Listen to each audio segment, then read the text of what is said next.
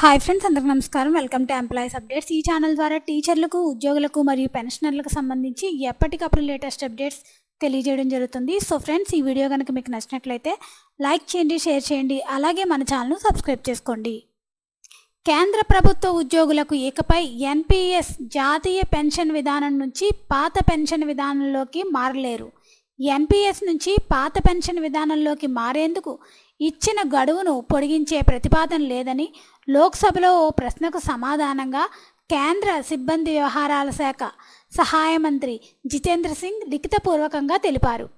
కేంద్ర ప్రభుత్వ ఉద్యోగులకు 2004 జనవరి 1 తర్వాత కేంద్ర సర్వీసుల్లో చేరే ఉద్యోగులందరికీ ఎన్పీఎస్ను తప్పనిసరి చేశారు.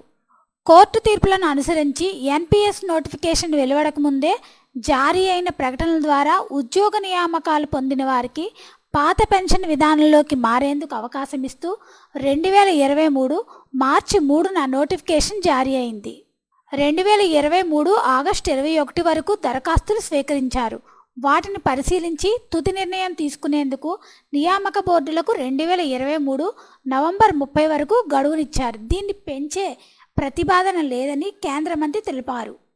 సో ఫ్రెండ్స్, ఇక మీదట కేంద్ర ప్రభుత్వ ఉద్యోగులు జాతీయ పెన్షన్ విధానం నుంచి పాత పెన్షన్ విధానంలోకి అయితే మారలేరు. దీనికి సంబంధించిన గడువు అయితే 2023 నవంబర్ 30 వరకు అయితేనే గడువించారు.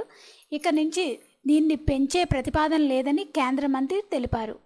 సో ఫ్రెండ్స్, ఈ వీడియో కనుక మీకు నచ్చినట్లయితే లైక్ చేయండి, షేర్ చేయండి, అలాగే మన ఛానల్ను సబ్స్క్రైబ్ చేసుకోండి. Thanks for watching this video.